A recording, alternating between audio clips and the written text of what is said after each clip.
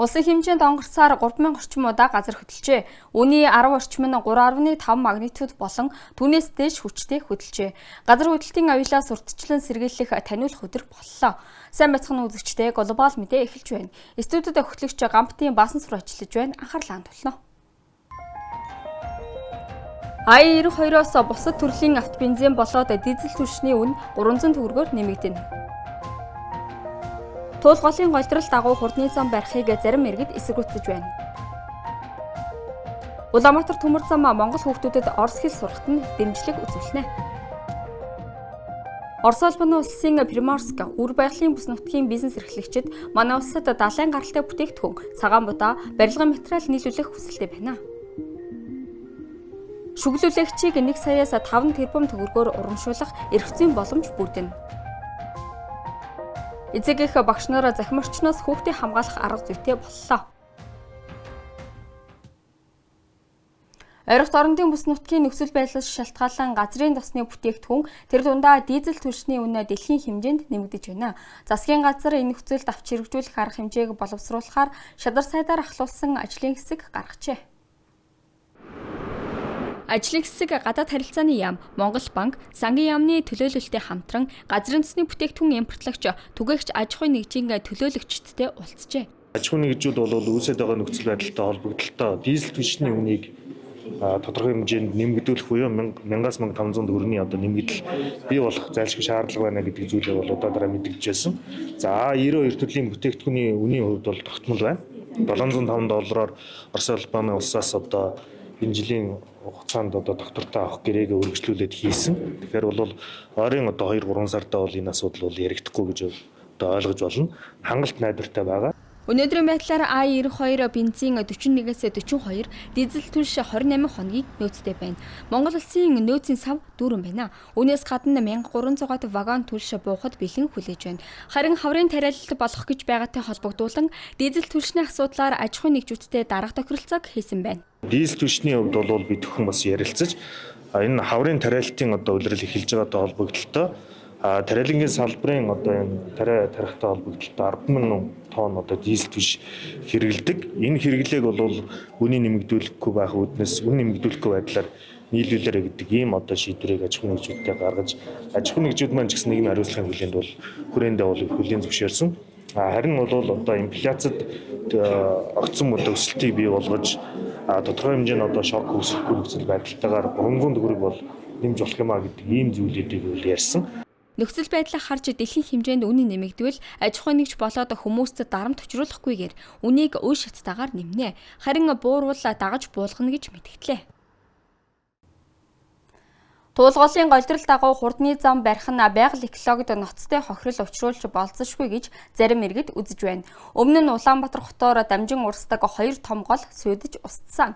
Үүний нэгэн адил болгохыг эсэргүүцэн хүмүүсээ жагсаж эхлэв байна. Манай сэтгүүлч зарим иргэдийн байр суурийг сонсчээ.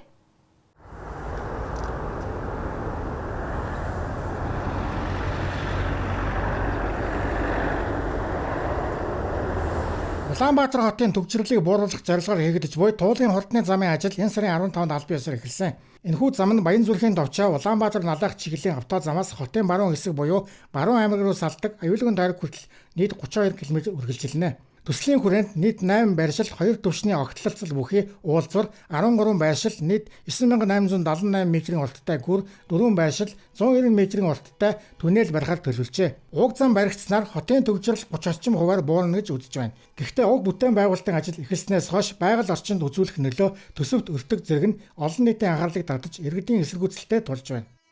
Одоо энэ туулын хурдны зам чинь маш их мөнгө зарсан. Гэхдээ төвчрөл ерөөсөн ямар ч нэмэргүй юм болох гэдэг шүү дээ. Тэгээд тэрнээс гадна эн чинь туулгалын экологийн орчинд маш их хор хөнөөлттэй үйл явдал болох гэдэг. Эн чинь угаасаа тэр машины тэр их тоос тортдог утаа тэр нагтлаандаас гарч байгаа тоосон зэрэг хүртэл тий. Одоо энэ үйл мэдээж хэрэг тэр хурдны зам дээр чинь цас хайлуулах бодис цацсан тэр чинь бүгд туулгал руу орох болж штэ. Тэгэхээр эн чинь туулгалын экологийн орчинд маш их хор хөнөөлттэй ийм үйл явдал болох гэдэг шүү дээ, төсөл болох гэдэг шүү. Тэгээ энийг л бид эсрэг үзэж байгаа.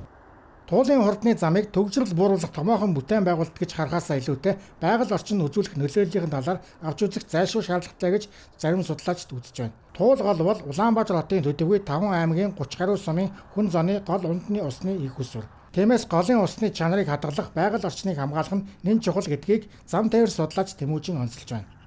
За төслийн хувьд ингээд эдийн засгийн хувьд бодсон ч гэсэн 2.3 их 80 гэдэг бол маш өндөр үнэтэй. Тэгээ энийг одоо бас өдөрт хичнээн тээврийг хэрэгсэл зорчиж одоо яг тэр тооцооллоор ингээд ярьж байгаа бол 180 мянган тээврийг хэрэгсэл зорчно. Өдөрт 5,000 төгрөгийн хураамж төлнө гэж яриад байна. Үнэхээр тэгж зорчих нь. Одоо өнөөдөр 180 мянган тээврийг хэрэгсэл одоо 22-ын товчоноос энэ Баян зүрхийн товчоноос Улаанбаатар дамжин өнгөрөөд байгаа юм уу? Өнөөдөр би бол итгэхгүй байна. Энэ тооцоо байхгүй учраас яаж тэгж бардам яриад байна. Тэгэхээр энэ тэр эдийн засгийн тооцоол одоо эргээд хэдэн машин зорчихын тэр ашиглалтын хугацаанд хэд байх юм. Тэгээд энэ чинь гүүрч бас мөнхийн юм биш. Нэг барилаа тэгээ болчихж байгаа юм биш. 50 жилийн дараа дахиад одоо насжилтанд дуусна. Дахиад тэр бетоныг одоо шинжлээ буулгах юм бол зөндөө асуудалтай шүү дээ. Замын барилгын ажлыг эхлүүлэхээс өмнө байгаль орчны үнэлгээгээр дунд зэргийн нөлөөтэй гэж гарсан талаар холбогдох албаныхан мэдээлсэн. Мөн бүтээн байгуулалтыг хийхдээ голын экосистемийг алдагдуулахгүй унтны усны их усварыг хөндөхгүйгээр барилгын ажлыг хийн гэж танилцуулж байна. Харин судлаачдын зүгээс хэрэв туул голын голжрол дагуу хурдны замыг бариул байгаль экологид ноцтой хохирол учирч гол чиргэж болшгүй гэдгийг онцгой анхааруулж бас сануулж байна.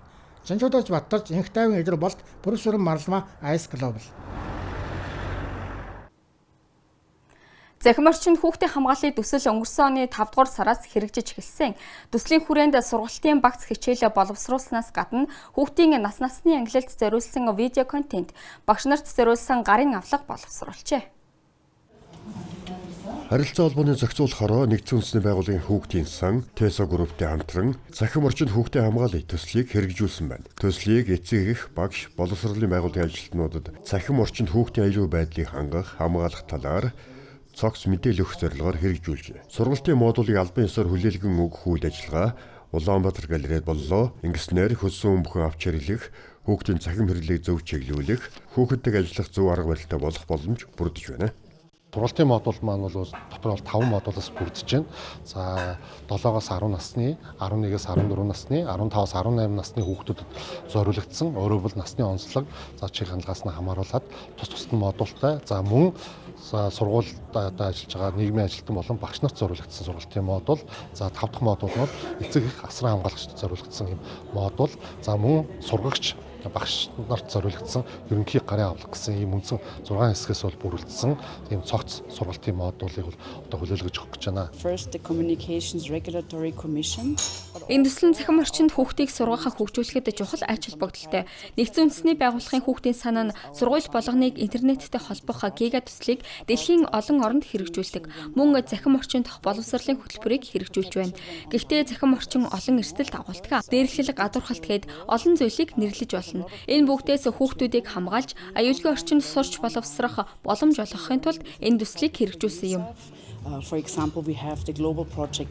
Төслийн хүрээнд нийслэлийн 9 дүүргийн ерөнхий боловсролын 15 сургуулийн 30 багш нийгмийн ажилтныг тусгай сургалтад хамруулсан байна. Эдгээр багш нар өөрсдийн сургуулийн багш, эцэг эх, асран хамгаалагчид хүүхдүүдэд сургалтын модулаар хичээл заажээ. Тодорхойлбол төсөл хэрэгжиж эхэлснээс хойш 6 сарын хугацаанд 1598 багш, 1941 эцэг эх, 31941 орчим хүүхэд хамрагдаад байна. Энэ төсөл хөтөлбөрийг хэрэгжихэд энийг хүлээн зөвшөөрөхгүй, захим орчинд нэлээд эрсдлээ мэдрэхгүй байгаа хүүхдүүд, эцэг эхчүүд энийг хүлээн зөвшөөрөхгүй байсан боловч энийг ойлгуулахын тулд олон давтамжтайгаар тухайн сургалтуудыг явуулж энийг ойлгуулахын тулд амьдрал бодит жишээн дээр тулгуурлан ярьснараа өнөөдөр бас тодорхой үр дүнд хүрч чадсан. Энэ үйл ажиллагааг 12 сарын 25-нд тайлан өгснөөс хойш дахин энэ 1-2 сард энэ давтамжтай хийснээрээ хүүхдүүдийн утасны хэрэглээ тодорхой хэмжээнд буурсан гэж хэлэхэд бас таатай байна.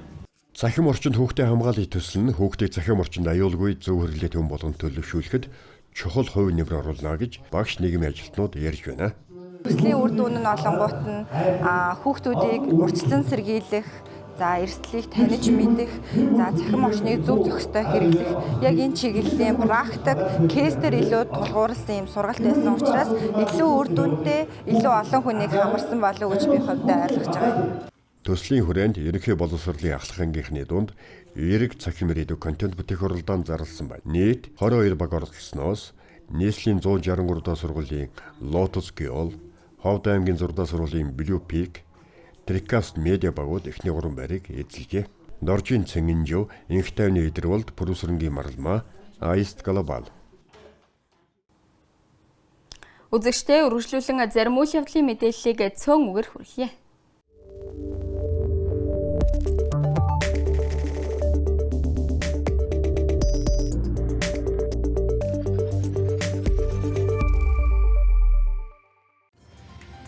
Солонгосын виз гаргаж өгнө гэх зар мэдээллийг захим орчинд байршуулж 89 удаагийн үйлдэлээр 39 сая төгрөгийн хохирол учруулсан этгээдэд 5 жилийн хоригял оноолоо. Он гарсан сар визийн залилангийн 11 гэмт хэрэг бүртгэгдээд байна. Цагдаагийн байгууллага өнгөрсөн 2 жилд визийн залилантай холбоотой 235 гэмт хэргийг бүртгэн шалгажээ. Энэ сарын 23-нд автомашины улсын дугааргүй замын хөдөлгөөнд оролцсон 268 тохиолдол бүртгэгджээ. Тухайн хэрэгтээ зөрчлийн тухай хуулиар 25 нэгж буюу 25 мянган төгрөгөөр торгож хариуцлага тооцсон байна. Улсын дугааргүй тээврийн хэрэгслээр замын хөдөлгөөнд оролцох зөрчлийг телекамерын ухаалаг системээр илрүүлж байна. Улаанборхны халдвар 397 дахь өдрөө үргэлжилж өдөр тутамдаа халдвар бүртгэгдэж байна. Тодорхойлбол Мягмар гарагт 12 тохиолдол баталгаажсан бол өнөөдөр 8 тохиолдол баталгаажиж нийт халдварын тоо 14435 болж нэмэгдээд байна. Өнөөдрийн байдлаар эмнэлэгт 43, гэрээр 6 хүн эмчлүүлж байна. Чингис хаан олон улсын нисэх буудал руу нийтийн тээврийн автобус 24 цагаар үйлчилж байна. Тодорхойлбол Сүхбаатарын талбайгаас Х19 болон Шүү 4 гэсэн чиглэл үйлчилж байгаа бол 5 шаараас Х20 гэсэн чиглэл үйлчилж байна. Үүнээс Х20 чиглэлийн цагийн хуваарьт өөрчлөлт оржээ.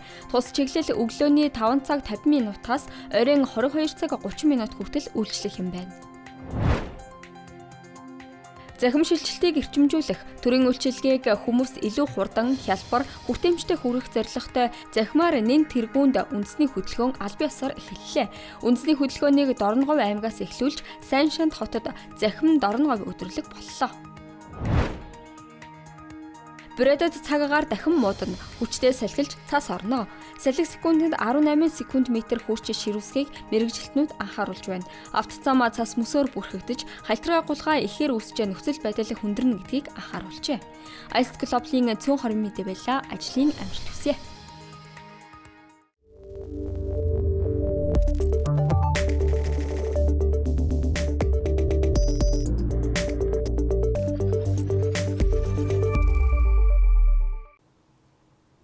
Гуравдугаар сарын 23-нд Улаанбаатар төмөр зам болон Орос улбан улсын гэгэрлийн яам хамтын ажиллагааны гэрээ байгууллаа. Баримтчгийн дагуу гадаадад ажиллах багш хөтөлбөрийн хүрээнд Монгол улс руу Орос хэлний 10 багшийг илгээнэ. Гэрээнд гарын үсэг зурах ёслолт Улаанбаатар төмөр зам хувь нийлүүлсэн нийгмилгийн даргын 1-р орлогч Олег Казаков, захиргааны асуудал эрхэлсэн орлогч Монхүү цогт, Оросын холбооны улсын гэгэрлийн яамны олон улсын хамтын ажиллагааны төвийн захирал Сергей Малышев, мөн тус яамны Орос хэлний төвийн удирдагч Ирена Пономарева нар оролцлоо. Төлөвлөгөөний дагуу 10 багшийн нэг нь төмөр замын дээд сургууль болон политехник коллежид Орос хэл заах юм. Харин үлдсэн 8 нь Улаанбаатар төмөр замын гол магистраль дайран өнгөрдөг аймагуд ерөнхий боловсролын сургуулиудад ажиллана. Это важное соглашение не только для Энэ гэрээ зөвхөн Улаанбаатар төмөр зам төдийгүй Орос Монгол хоёр орны хувьд чухал ач холбогдолтой гэдгийг онцлон хэлмээр байна. Энэ бид бүхэнд чухал юм. Манай хоёр улсын хооронд дипломат харилцаа тогтоосны 105 жилийн ойтой давхцаж гарын үсэг зурсан бэлгэдлийн утгатай. Энэ манай орнуудын стратегийн түншлэл хөгжиж байгаа дахин баталж цаашид шин төлөс өгнө гэдэгт найдаж байна. стратегическое партнерство между нашими странами. Орос багш гадаадад хөтөлбөрийн хүрээнд дэлхийн 30 оронд 800 орчим мэрэгжилтэн ажиллаж байна. Хөтөлбөр нь сурагчдад Оросын холбооны улсын ихтэйд сургуулиудад үргэлжлүүлэн суралцахаар шийдсэн тохиолдолд хурдан дасан зохицоход нь тусалдаг. Для нас не важны те цифры, Бидний хувьд эхэлж байгаа тоо тийм ч чухал биш. Одоогоор энэ жил сургууль коллежуудад илгээхээр төлөвлөж байгаа 10 багш бий. Харин бидэнд хамгийн чухал нь тогтолцоо юм. Өөрөөр хэлбэл Монгол сурагчдын хувьд сургууль, коллеж, их сургууль гэсэн тасралтгүй боловсролын замлыг бүрдүүлэх явдал юм а. Начать выстраивать. Орос багш гадаадад олон улсын хүмүүлгийн төсөл 2017 онд эхэлсэн бөгөөд гадаад орнуудад Оросын боловсролыг түгээн дэлгэрүүлэхэд чиглэгдэж байна. Багш нар үндэсний сургуулиудад Орос хэл болон Орос хэл дээр хичээл зааж, нэмэлт боловсролын хөтөлбөрүүд хэрэгжүүлж, соёл гэгээрлийн үйл ажиллагааг зохион байгуулдаг. Алексей Питков, Сергей Тучков, профессор Маралма, Аист Global. Орос улсын улсын Приморск үр байгалийн хязгаарын багдуунд бизнес эрхлэгчид бүтээгдэхүүний сурталчлан хамтран ажиллах санал тавилаа. Монголын үндэсний худалдаа аж үйлдвэрийн танхимд болсон Монгол Оросын бизнес эрхлэгчдийн уулзалтаас дэлгэрүүлэн хүргэе. Барилгын материал, газар тариалан хүлэмжийн аж ахуй, будаа, хамгийн гол нь далайн бүтээгдэхүүн, үндэсний бүтээгдэхүүнүүд Монгол улсад нийлүүлэх юм боломжийн талаар өөрсдийнхөө бизнесийг монголчуудад танилцуулахаар 6 аж ахуй нэгж хөрөлцөн ирсэн байна. Энэхүү уулзалтад Монголын үндэсний худалдаа аж үйлдвэрийн танхимын гишүүнчлэлтэй 20 гаруй аж ахуй нэгжийн төлөөлөл оролцож байна. Экспорт, открываем для себя новые страны. Өнөөдөр бид экспортоо нэмэгдүүлэх чиглэлээр шин зах зээл хайж байна. Энэ бол манай бизнес эрхлэгчдийн хувьд маш чухал. Манай түн өнөөдөр цагаан будаа, өрөөст хэмэх, улаан лойл, далайн гаралтай бүтээгдэхүүн борлуулдаг багдуунд аж ахуй нэгжийг Монголын бизнес эрхлэгчдтэй уулзуулж байна. Бид гэрээ байгуулан цаашид хамтын ажиллагаагаа өргөжүүлнэ гэдэгт найдаж байна. И мы очень надеемся на заключение экспортных контрактов. Монгол Оросын бизнес эрхлэгчдийн уулзалт жилүүр тогтмол болдог. Сүүлийн жилүүдэд Оросын албаны улсын бизнес эрхлэгчид манай улсад бараа бүтээгдэхүүн нийлүүлэх сонирхол нь улам бүр нэмэгдэж байна. Харин манай улсын хувьд экспортын харьцааг тэнцвэржүүлэхийн тулд хоёр улсын хамтарсан Азад нэвтрэх хаалга нэртэй үзэсгэлэн худалдааг зохион байгуулах зэрэг олон арга хэмжээг авч байна. Доржин Цэнгэнжөө их тайвны эдэрвол Пүрүсрэнгийн Маралма, Аист Global. Засгийн газрын хуралдаанаар шүгүүл үлээгчийг хамгаалах тухай хуулийн төслийг хэлэлцээд улсын хуралд өргөн мэдүүлэхээр боллоо. Манай улсад анхудаа авилга албан тушаал төсөв татвартай холбоотой хэрэгүүдийн талаар шүгүүл үлээсэн иргэн хуулийн этгээдийг төрийн хамгаалалтад авах урамшуул өгөх хуулийн төслийг засгийн газар боловсруулсан байна. Монгол улсын засгийн газар үндсэн хуулиараа олгосон эрхийнхээ дагуу гэмт хэрэгтээ тэмцэх хэрэгтэй. Энэ хуулийн дагуу төр иргэнийх эрхийг хамгааснаар бүрэн эрх нь хэрэгжинэ гэж мэдээллээ. Дэлхийн өндөр хөгжилтэй авилга албан тушаалын гэмт хэрэгээс сайн тэмцдэг. Энэ төрлийн гэмт хэрэг баг гардаг. Энэ улс орнуудын жишгээс үзэхэд шүгүүл үлээгчийг хамгаалдаг. Энэ эрх зүйн зохицуулалт хууль батлагдсан хэрэгжиж байна. Тэгэхээр бид энэс дутах ёсгүй. Монголын нийгэмд хамгийн том аюул занал бол авилга албан тушаалын гэмт хэрэг. Тийм учраас хууль зүйн дотоод хэргийн яам санаачлан боловсруулж засгийн газар өнөөдөр дэмжиж энэ хуулийн төслийг өргөн мэдүүлэх шийдвэр гаргалаа. Хууль зүйн дотоод хэргийн яамны санаачилсан шүгэл үлээгчийг хамгаалах тухай хуулийн төсөл нь 7 бүлэг 26 зүйлтэй. Дагалдаад эрүүгийн хууль, эрүүгийн хянан шийдвэрлэх тухай хууль зэрэг 4 хуульд өөрчлөлт орох юм байна. Шинэ хуулиар шүгэл үлээгчийг 1 саяас 5 тэрбум төгрөгөөр урамшуулах эрх зүйн зохицуулалт бүрдэх юм байна. Чингэлтэй Сүхбаатар дүүргийн 158 га газар бүхий 2206 нэгж талбайд анхны жишг 20 минутын хотын бүтээн байгуулалт эд өрнөж байна. Өнгөрсөн жилээс эхэлсэн уг ажил одоо ямар шатанд байгааг манай сэтгүүлч Сэлбэ 20 минутын хот корпорац хариуцлагатай хувьцаат компанийн гүйцэтгэх захирал Баатараас тодорхойлжээ. Сэлбэ 20 минутын хот нь нийслэлийн Сүхбаатар болон Чингэлтэй дүүргийн нутаг дэвсгэрийг дамнан байрлах Сэлбэ дэд төвийг төшөглөн хэрэгжиж буй орон сууцжуулах томоохон төсөл юм. Төслөөр гэр хорооллын газрыг дахин төлөвлөж 20 минутын дотор бүх төрлийн үйлчилгээг авах боломжтой. Хүмүүсийн 5 тухтай амьдрах нөхцөлийг бүрдүүлсэн орчин үеийн төлөвлөлт бүхий төвийг байгуулах юм. 20 минутын хот гэдэг маань үндсэндээ хүний хэрэгцээний суур хэрэгцээ болох сургууль цэцэрлэг болон бусад хэрэгцээг 20 минутанд явганаар хүртээмжтэйгээр авч болох ийм бүсчлийг хэлж байгаа. Тэгээд Улаанбаатар хотод хэрэгжиж байгаа анхны 20 минутын хот сэлбийн хувьд бол энэ бүхэн маань нэг дор цогцолсон ийм бүтээн байгуулалт үргэлжилж байна. За сургууль цэцэрлэгийн хүртээмжийн хувьд бол бид нар нийт 4 сургууль 5 цэцэрлэгийг шинээр бий болгоно. За мөн хөтөлбөртэй болон олон улсын чанартай хувийн сургуулиуд бас энэ дээр санал өгсөн өнөөдрийн байдлаар бол бас маш амжилттай хэлцлүүд хийгдэж байна.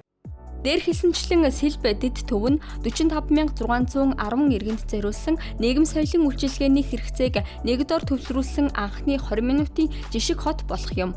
Энэ хүрээнд орон сууц, авто болон дугуйн зам, тоглоомын талбай болон спорт байгууламжуудыг барихын зэрэгцээ нийт талбайн 40% ногоон байгууламж барихаар төлөвлөжээ. Бид хэдийн бүтээн байгуулж байгаа энэ хэсэг бол хуучин бол гэр оролт төвлөрсөн хүн ам бас амьдардаг. Нэлээд олон жил төвлөрөл үүссэн. Гэхдээ энэ дээр дэд үтцүүлэлт хангалтгүй байсан учраас орон сууцны болон бусад барилга байгууламжийг олноор барьж байгуулах болцоогүй байсан. Тэгэхээр сүүлийн 10 жил дэд үтцийн бүтээн байгуулалтыг сайн хийсэн үндсэн дээр Сэлб 20 минутын хот төсөл маань маш амжилттай үргэлжилж байна. За одоо өнөөдрөөс хойш эх жил 2027 оны төгсгөл гэхэд энэ дээр 8575 айлын орон сууц бүрэн хэмжээгээр ашиглалтанд орно. Төслийн гол зорилго нь агаарын бохирдлыг бууруулах, хотын төвчрлийг багасгах явдал юм. Тиймээс эхний ээлжийн 3000-аас 4000 айлын орон сууцыг 2025-аас 2027 онд ашиглалтад оруулахаар төлөвлөж байна. Одоогийн байдлаар 7 багц ажил үе шаттай үргэлжилж, эхний ээлжийн блокуудын суурийн цутгалт хийгдэж байна. Үүнтэй зэрэгцээд төв замд агуулх олон нийтийн бүсэд амины сууц, таун хаус барих хувийн хэвшлийн компаниудын нээлттэй сонгон шалгаруулалтыг зарлажээ. Түүнчлэн төслийн хүрээнд орон сууцнд зориулсан ипотекийн шинэ бүтээгдэхүүн гаргахаар төлөвлөж байна. Үүнээс багш эмч нарт 10% урьдчилгаатай зээл олгох юм байна. Жанчивтэрч Баттэрч Ганбат Басрун, Бүрүсрэн Марлма, Айст Глобал. 3 эсрэг 3 сагсан бөмбөгийн твийн авраг шалруулах тэмцээнд оролцох тамирчдын бүрэлдэхүүнийг зарлалаа.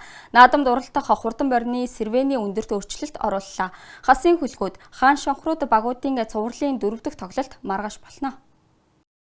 3 эсрэг 3 сагсан бөмбөгийн твийн авраг шалруулах тэмцээн Сингапур улсад болох гэж байна. Тус тэмцээнд оролцох багийн бүрэлдэхүүнийг зарлалаа. Тодорхойлбол эмэгтэй багийн бүрэлдэхүүнд ариун цэцэг, нандин хүсэл, хулан нарын тамирчид багтжээ. Улсын шигшээ багийн ахлагч асан гавьяат тамирчин Цэрэн лам зодог тайлсан тул түүний оронд Алтан од клубын Нарангог эгнэндээ элсүүлсэн байна. 2026 оны удирдлагыг маш хүчтэй эхлэхэд бол бид 3 сарын 1-ээс бэлтгэж гаргасан байгаа. Ганц хоёр албан амнаас талбайд аюулгүй тэр хавцаад тэмцээнд явах үедээ одоо тэрийг авчихсан бол тэгэхээр сайн хичээж байгаа. Нэг 5-5 бүтэн үйлрэл тоглолцоод буцаа 3-3 руугаа ер нь одоо уусгаал хичээж байгаа багаараа. Харин эрэгтэй шигшээ багийн бүрэлдэхүүнд Болор Эрдэнэ, Чин Хутаг, Ганбаатар болон Сугар очир нар багтаж багийн бүрэлдэхүүнд эрс өөрчлөлт оржээ. Дээдлигийн хагас шигшээ шатанд өрсөлдөж байгаа хасын хөлгүүд хаан шонхрууд багийн цувралын 4 дахь тоглолт маргааш болох гэж байна. Тоглолт маргааш 20 цаг 40 минутаас эхэлнэ.